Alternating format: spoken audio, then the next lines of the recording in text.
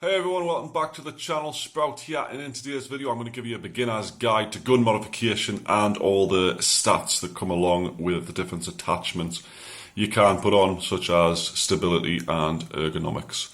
So as always, if you enjoy the video, please hit that like button. Also make sure you subscribe if you're not already, and I will see you in the next one, of course. However, let's get straight into this.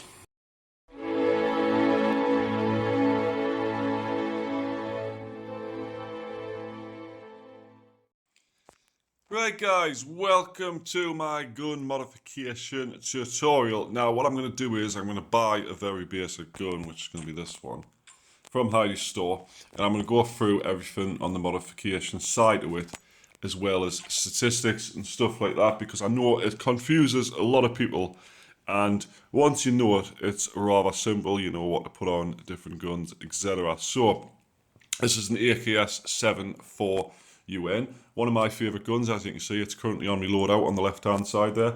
So if I go to modify, it looks pretty basic. Now you might notice that it hasn't got any sight attachments at the top, etc. like that. It's just got the basic ones at the bottom.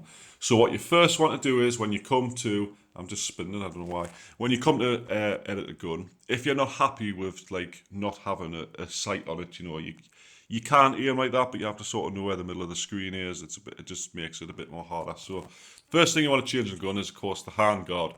Now, you can see when I swap between the two handguards, this one says incompatible mod, blah, blah. It'll just take off that one anyway. Now, when you put the different one on, it'll take off the original one, obviously replace it.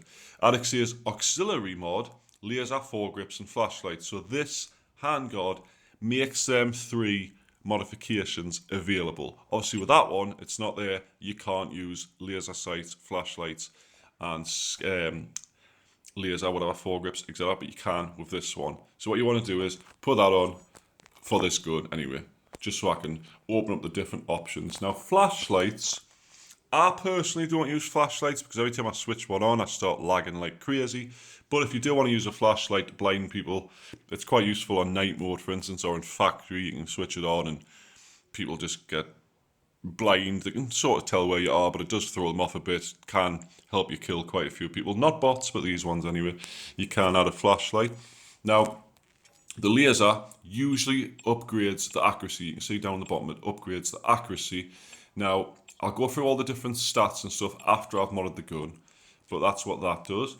Now, your muzzle, obviously, is where the bullets come out at the end. So you've got this general one, which is just normal. Compensator adds a bit more of the different stats. Suppressor makes your gunshots suppressed. So it's not that people can't hear it, but it lowers the range at which people can hear you shooting from. Obviously, the different ones, I'm not sure if there's any difference in the two muzzle devices, but anyway, I'll usually just use the cheap one. As for your barrel, you can't actually change the barrel on this gun, it's only got one, but your barrel affects your shooting range. So if you have got a sniper rifle and stuff and you put a longer barrel on, or other guns, it will affect your range. Foregrips are usually for stability. I would recommend at least putting one of these on. It doesn't matter which one you put on, you can put the really cheap one on, but it does actually help in the long run. Now your magazines, this is a different video. I've got a different video specifically for ammo and magazines, but obviously your magazine is an important mod. It determines how many bullets you can carry, etc. Your receiver, now this is one that you need to really think about. The basic one for this gun doesn't allow anything on it. This one will let you put the optical sights on, and this one will let you put the laser, foregrips, flashlights, etc. on. Now this one has the handguard that you just put on the gun built into it. So if I put this on now, it would take the handguard off and you just replace with this. So really there's only a necessity to buy this one for this specific gun. So go ahead and put that on. You can see that it's kept the handguard on. The other one will replace the handguard, and it has opened up optical sights. Now, pistol grip at the back also affects your stability, etc., and your ergonomics. I usually go for this one. I like the colour of it for one. It does upgrade the ergonomics a bit. You can select different ones depending on what you want. And the stock obviously affects stability. There's only two for this gun. That one's obviously the better one, etc. Now, when you come to selecting your optical thing, you have to think about what gun you're actually using.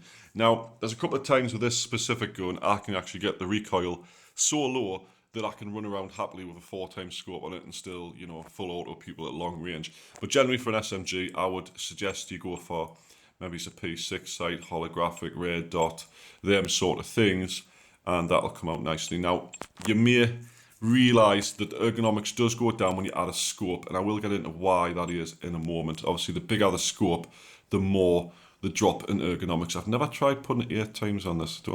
I haven't actually unlocked that 8x yet, but still, I wouldn't recommend putting some of these on for this gun. Now, I'll just go quickly into the different things. Now, if you look on the top left, you've got effective range, accuracy, horizontal stability, vertical stability, and ergonomics. Now, if I just go through these in the simplest way possible for you to understand. So, effective range is how far you can shoot with this weapon and still do full damage. So, whatever damage your bullets do at a range of 50 meters will still be the same. If you go past the 50 meters, that's when the range starts to really dampen on the damage.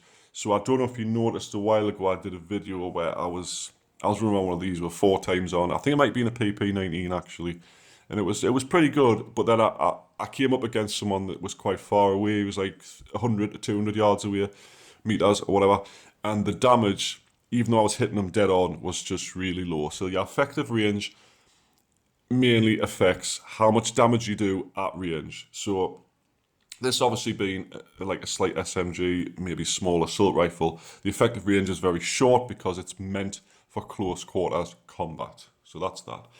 Accuracy is the spread in which your bullets go, especially on hip fire as well as on ADS, because you know ADS isn't always literally pinpointing your bullets. It does have slight spread on it. Bullets go in different directions to where you're aiming. So the higher your accuracy, the less of a spread you get on the bullets. So it's more accurate when you're shooting. Now, I don't really bother about accuracy because chances are, even though they've got a bit spread, they'll probably still hit the body anyway, or the arms or something like that, especially with this gun, close range. The longer range guns, doesn't really matter. For instance, if you had a sniper rifle, I wouldn't bother with accuracy because you're going to shoot exactly where you're aiming regardless, especially if you're stood still or crouched or whatever. Right.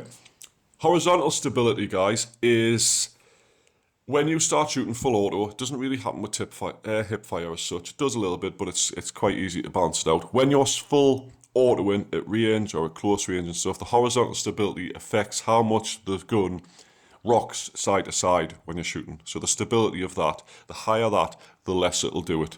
You can get some guns to really high horizontal and you don't even have to move your thumb on the shooting button to settle it out. It just shoots where you're aiming.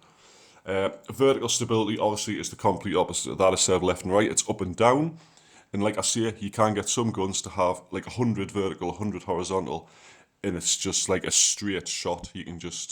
You can melt people from miles away. I did do a video a couple of times, different guns, where I have achieved 0 recoil with a 4x full auto. If you go back on the channel, you can check some of them videos out. Now, lastly, this is the one that people don't seem to understand, which is the ergonomics. Now, I don't really see it as much in ARs because I don't stay scoped very long. However, if you do find yourself sniping a lot, eventually you get this little like sway in the scope, and that is your ergonomics. So the higher in ergonomics, you get less sway, but also you can stay hard scoped for longer. So you notice when you're sniping sometimes, especially if you use adrenaline or painkillers and stuff, you get tired and you have to rest before you can scope again without massive wobbles. That time is affected by the ergonomics. So the higher your ergonomics, the higher your vertical stability, the higher your horizontal stability, your ADS shooting is going to be a lot smoother and a lot more accurate. So make sure you try and get these 3 statistics up at least. I wouldn't bother with effective range. If you want a long range weapon, use a long range weapon. I wouldn't try and make an SMG into a long range weapon, you know what I mean? It's just, you've got the different weapon types for different scenarios. I would probably stick to what there is. Now I'm just going to finish this video with this one. This AKM is for Behind the Boss 2. I need this ergonomics to be 83 or more. So what I'm going to do is I'm going to try and get it up somehow. That one gives us more. I can't believe I'm buying all this again because it's just going to absolutely knock on my bank. These are giving us less, you see. You do need sort of certain ones to get it up. That's not going to work, is it? Right.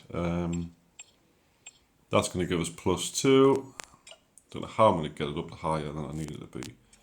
The magazine I can't change. I need that on.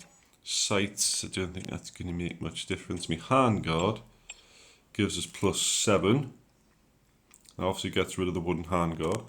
So that's got it up to 72. My foregrips just fell off there, which is not helpful.